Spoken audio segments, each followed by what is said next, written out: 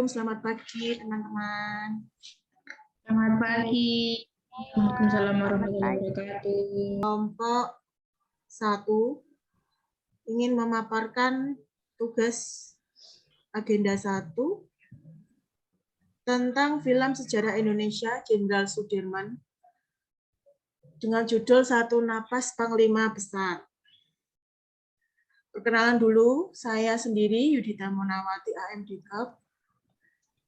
Kemudian Saya Umi Mahfuratun Latifah. Saya Zeti Kurniawati. Mereview sedikit tentang film Jenderal Sudirman ini. Film Jenderal Sudirman ini diperankan sendiri oleh Adipati Dolken.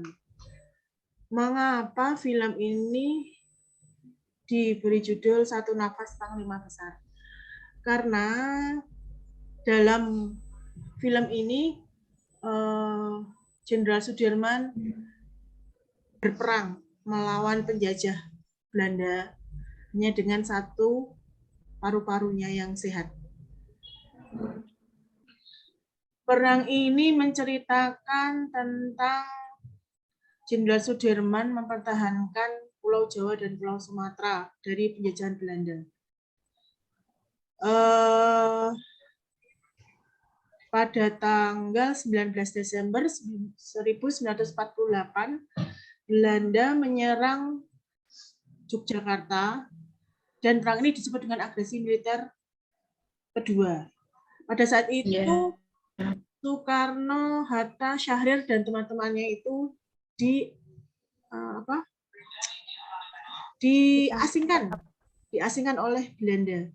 Dan saat itulah Jenderal Sudirman bergerak dengan hanya 12 pasukannya untuk melawan penjajah. Beliau dalam keadaan sakit melewati hutan, gunung, gua dengan cara ditandu sepanjang 1.000 km selama 7 bulan. Ada mungkin Mbak Zeti atau Mbak Umi mau menambahkan? Ya, nilai-nilai yang kita ambil dari film ini itu berarti tentang kesederhanaan juga ya. Karena kan Jenderal Sudirman itu hanya dengan beberapa pasukan, terus tanpa alat-alat yang canggih juga, terus dia juga rela berkorban. Nah, yang paling menariknya itu dia rela berkorbannya ini karena dengan keadaan sakit, beliau mau sampai ditandu juga untuk mengorbankan dan mempertahankan Indonesia ini. Nah, sekali. Kita mengimplementasikan pada diri kita sendiri ya. Contohnya dengan ya kita bekerja tanpa lalu juga bekerja dengan penuh tanggung jawab dan giat kan. Kalau kita mencontoh dari Jenderal Sudirman, mau keadaan apapun beliau fisiknya maupun sumber daya manusianya yang sedikit, sumber daya alat prasarananya yang kurang, dia tetap membela kesatuan negara Indonesia agar Indonesia tetap bisa dipertahankan. Nah, itu kan menjadi pedoman kita sebagai generasi muda sekarang, diharapkan kan bisa jadi mencontoh nilai-nilai yang ada dalam diri beliau. Salah satunya kan gotong royong dari pasukannya yang hanya 12, mereka bersatu padu membawa Jenderal Sudirman, membawa tandu untuk mengangkat beliau ke sana kemari demi mempertahankan perjuangannya.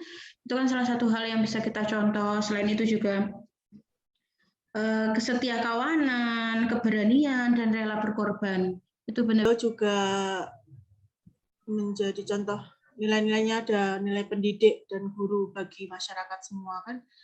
Selalu mampu melakukan pengamatan secara cermat dan tepat. Dengan contohnya kita juga bekerja menjadi dengan cermat dan tepat. Kita implementasikan nilai-nilai yang ada di Sudirman, kita implementasikan pada kerjaan kita setiap hari, sehari-harinya. Benar. Ya, nah Implementasi itu dari kan film ini itu pasti juga dalam masa sekarang itu kan muncul isu-isu yang bertentangan ya dengan pengorbanan beliau.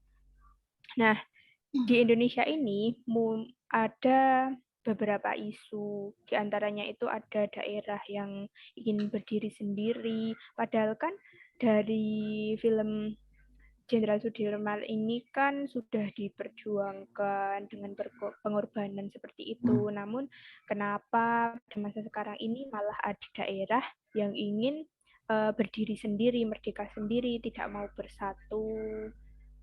Terus apa lagi ya? Ada tambahan? ya yang pasti pada generasi muda sekarang ya kita kan harus melihat ya bagaimana perjuangan leluhur kita dalam memperjuangkan kemerdekaan. Seharusnya kita mengisi kemerdekaan ini dengan sungguh-sungguh. Salah satunya ya apa? Kita ya bisa mencintai produk dalam negeri, mencintai adat, mencintai kebudayaan. Kalau melihat generasi muda zaman sekarang kan cenderung lebih ke suka budaya-budaya asing yang masuk gitu kan. Banyak yang menganggap bahwa lebih keren, lebih gaul kalau bisa berbahasa Inggris, kalau bisa mengikuti tren ini, tren itu, menggunakan produk yang berdaya mempunyai produk yang unggul-unggul yang harganya mahal, tapi kan banyak sebenarnya produk-produk dalam negeri itu yang mumpuni, terus budaya bangsa yang banyak beraneka ragam. Seharusnya kan itu bisa dilestarikan demi mengisi kemerdekaan yang sudah diperjuangkan oleh leluhur kita dengan sangat giat dan penuh pengorbanan. Ya, Itu sih kalau dari saya ya. betul Mbak Umi, istilahnya apa ya? Sekarang daerah globalisasi ya. Jadi sudah banyak teknik teknologi yang berkembang. Jadi kita harus bisa menyaring mana yang bagus dan mana yang tidak bagus. Yang bagus ya kita terapkan dalam kehidupan kita, yang buruk-buruk kita tinggalkan. Tidak usah kita terapkan dalam kehidupan kita. Terus ada juga sekarang isu-isu hoax. Sekarang banyak masyarakat itu yang mudah menerima isu-isu hoax tanpa disaring terlebih dahulu, tanpa dicari kebenarannya dulu mengenai isu-isu tersebut, sehingga masyarakat ini dapat menimbulkan perpecahan. Isu ini langsung kita terima, isu itu langsung kita terima. Jadi tidak tahu mana itu isu, tidak diteliti dulu isunya itu benar atau enggak gitu kan. Sehingga ya itu sekarang banyak antara oknum-oknum itu banyak yang